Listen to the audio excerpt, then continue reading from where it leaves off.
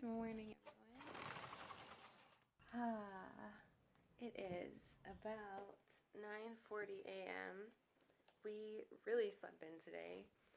So my plans for today are, first of all, to read this book, The 10,000 Doors of January, which I got at BookCon. After requesting this book twice and being denied twice, I just walked by this booth and they were giving them out. So even though it comes out in September and I should really wait until then so I can review it when it first comes out, I just was too excited. So that's what we're going to do.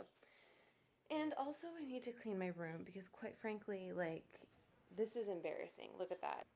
Look at that chaos. Unacceptable.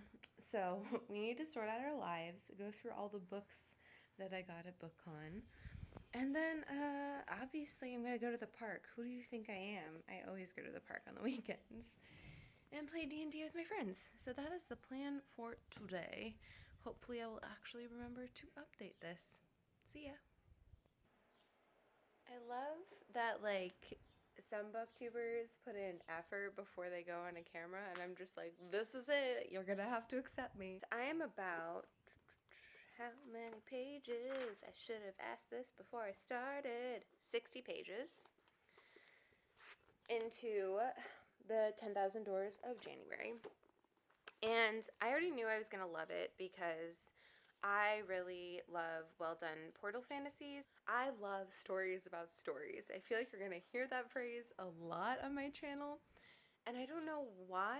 I think it's just I love examining story and what it means to us and how it affects us and how it can change us. I mean, I'm a reader. Most readers feel that way, I think.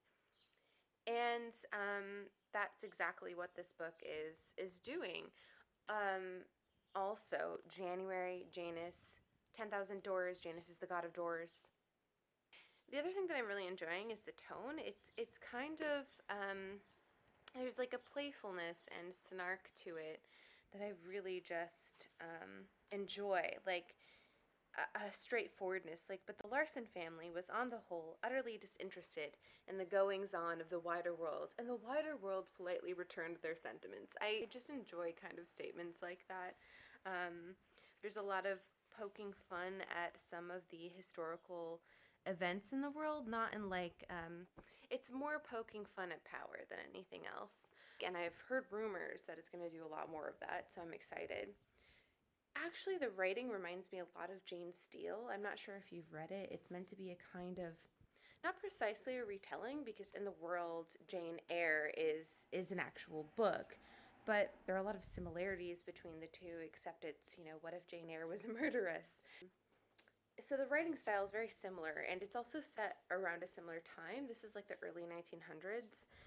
So it has that a little bit of an old-timey tone, but not so far as to become pretentious. I think there are a couple of moments that I was like, okay, but you're always willing to forgive those moments if you're enjoying the story, and I am. So I should probably do something about this and I will update you later, unless I don't shower like I should and instead just sit here and read. Totally possible. I wouldn't put it past me. Hello. It is now almost 5:30. My room is still in shambles, but we're going to clean up a little bit and then go to the park. We just finished another session of Dungeons and Dragons, and I have to say, it wasn't quite what I was expecting it to be, this game. I feel like all of my friends and I are obsessed with doing the right thing, and it's there is no right thing. You're just going to whatever, and you get into trouble, and maybe you meet a banshee, and maybe she tries to kill you, So it's been eventful in my fake life world. I've read a little bit, but not that much. We've gotten introduced to a new character. I don't even know where my book is right now. God, Leah. Oh, it's over on my desk. That makes sense. Okay. Who prediction I think is going to be related some way to the main character. Am I allowed to say that about a book that isn't out? Anyway, it has a story within a story, which is another thing that is extremely my shit. So I can't wait to see where this goes. But like, seriously, you can tell how badly I need to clean my screen. Ooh. I should clean so we can ride our bikes to the park. So, bye.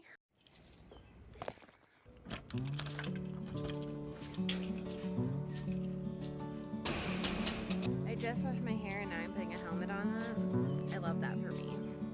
Let's go.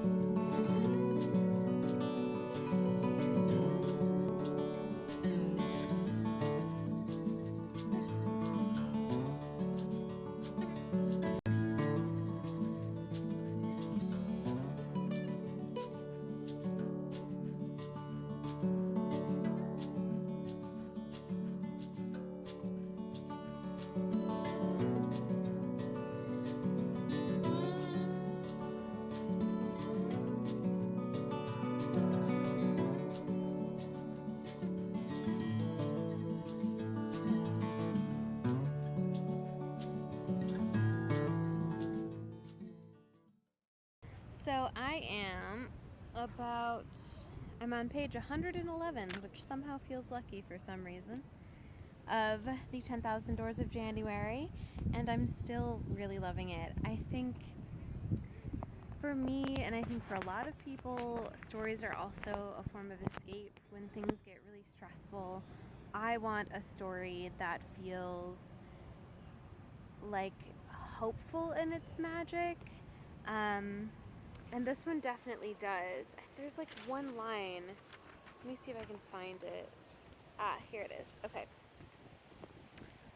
More often, I find fellow travelers among the poor and wretched, the unwanted and homeless, those people, in short, who scurry along the margins of the world and look for ways out.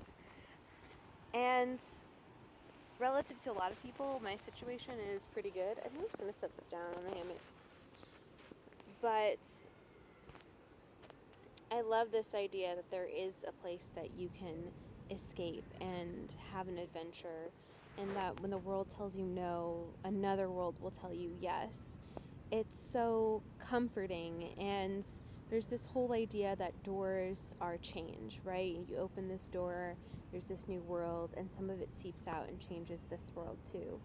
And I find that idea so comforting, that by imagining a little bit and thinking about magic and thinking about hope and thinking about something that's different than what you see, you can bring change and you can put yourself in a new position or situation even when things are really difficult. So that's one aspect of the story I really love, and I can't wait to see where it goes next.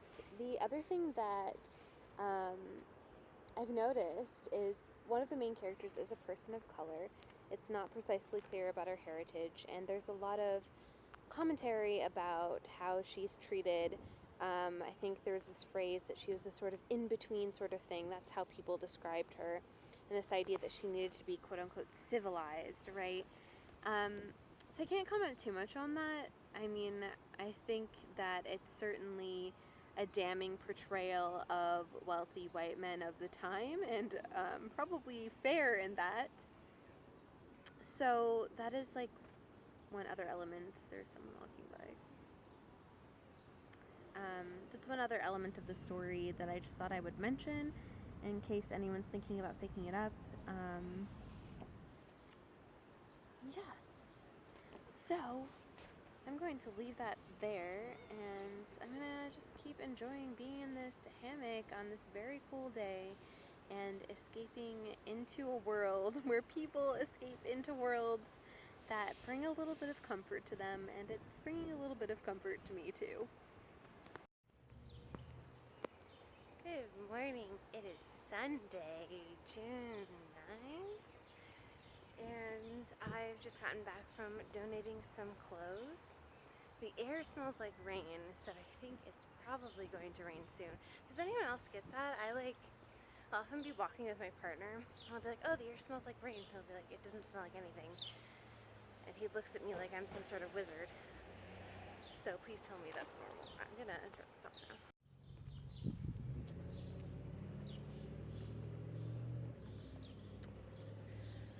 Okay, so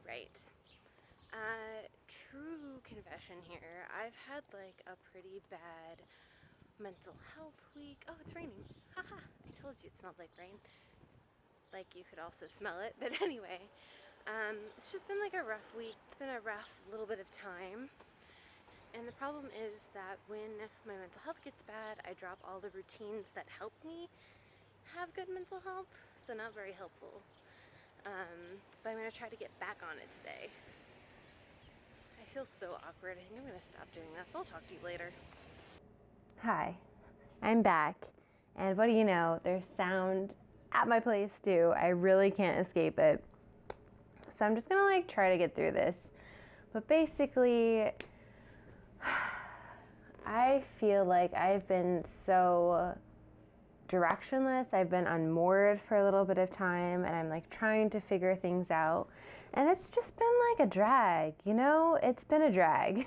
So the result has been that I've dropped all of the routines that make me feel better, that make me feel purposeful. I don't know, like there's color in my life.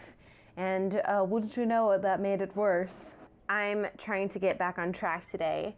I came back, I took a little bit of a reading break, and let me tell you, this is kind of breaking my heart a little bit at this moment. And I know there's going to be like a turning point and things are going to be okay, but so I'm trying to like get through that. I've also started writing in the book, and let me tell you, at first it was like really hard because part of me is like, what could I possibly have to add to this text? What would actually be good?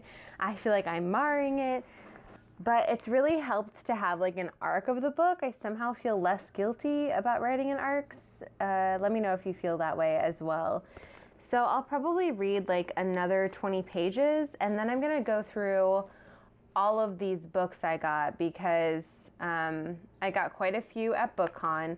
And I only have one itty bitty shelf, and I'm starting to run out of space. So we need to sort that situation out. Like yesterday. Yes, okay. I think that's it for now. I'll talk to you later. Hi. It is Monday. I was supposed to clean up my, what's the word? Shelf. We're gonna move you back a little bit. I was supposed to clean up my shelf. Yeah, you can see much better that I have not cleaned up my shelf. Because your girl's exhausted. I'm just like so tired. I worked for about 11 hours today, and my brain is totally fried. I'm hoping to just clean this up quickly and then go to the park, but like a different park than I went to this weekend. In case you're wondering what meets my criteria for a good park, it's literally two things. Does it have trees and does it have dogs? If it has those two things, I'm happy. So I'm gonna go to a different park that has both trees and dogs and a little secret journal. If you follow me on Twitter, you were probably kind of participating in that because I asked a bunch of you to give me a page, and then I sent you a picture of what was on that page. Very strangely, a bus stop in Scotland participated. Wasn't expecting that, but they seemed to have fun. They seemed like a great bunch. So we're gonna reorganize this right now, and I'm just gonna like chit chat with you. And I'm sure some of you are like on the edge of your seats like, oh my God, what is Leah gonna talk about? We're gonna discover that together because I have no plan. I have no idea. And I might like occasionally just off because I'm like looking at books and I think I should get rid of some of them. Like I've kept this book, A Discovery of Witches, for forever because I started reading it. So I tapped out of the part where, you know, how there's a vampire who shows up and he's all like, you're in danger because you discovered this document and everyone wants it. That's how he talked. And then, you know, the correct response would be like, A, I don't trust you, and B, oh fuck, I should like figure out how to counteract this danger because all these like magical creatures and people are showing up around my work and I just want to be a historian and ignore my witchy powers. But instead, they go to yoga together. And I was like, that's enough for me. I'm done. Farewell. Everyone keeps telling me like, oh, you should stick with it. It gets so much better. But I've had this on my shelf for months now and I have not had the inclination to pick it back up because every time I'm like, maybe I think of that yoga scene and I'm just filled with incandescent rage. And I recognize that it's not totally rational, but sometimes books just aren't for you. It's the wrong moment in my life. Maybe it will always be the wrong moment in my life. Sorry to the people who like this book. It's gonna go. And it's actually perfect because I have a bunch of like little free libraries by my house, but I haven't really like donated that much to them. I've picked up books, but like my donations are lacking, so I need to do that. I feel like what I'm gonna do is I'm gonna like organize by like nonfiction and fiction. So that's that. It doesn't actually, I know some of y'all are gonna be like, you call that reorganizing? That looks a mess. It does look a mess, but I do have all of my nonfiction in one place and my fiction in another place, with the exception of 2 library books, which I'm putting here so I can remember to return them. And I've also gotten rid of 5 books. So I'm not going to spend a lot of time showing it to you because like there are some booktubers who have like aesthetic shelves. That's not me. You don't need to see it up close. You don't need me to go through every book I have. Or maybe you do.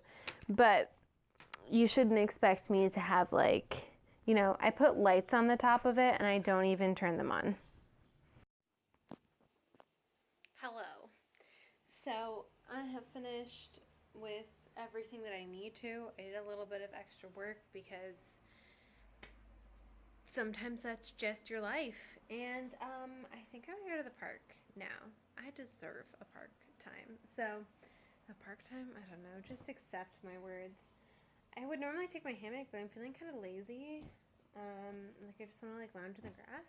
So I'm gonna take this Ravenclaw blanket, which Novel Serendipity made for me, and then I'm gonna take a book. I don't have any other hands, so I don't know why I thought we were gonna prepare together. Let's just meet up in the park. Cool? Cool. All right. So here I am at the park. I have had such a long day, but it's hard not to feel peaceful here. Like the birds are chirping around me. I don't know if you can hear it. These like flowers over here. It still smells like spring a little bit, even though some of the spring flowers have already gone. And it's just like such a nice temperature. And when I look around, I see like all these people and they're walking their dogs and talking to each other and just like relaxing. And it's like this small oasis that's hidden in the pockets of the city. You know, if you didn't know to walk down some random alleyway, you would totally miss it. And I've been reading through this book and it reminds me a lot of Post Secrets. I don't know if any of you have checked out Post Secrets. Basically, people would mail in postcards with confessions and memories and everything else. And it's sort of like reading the Post Secrets of the community.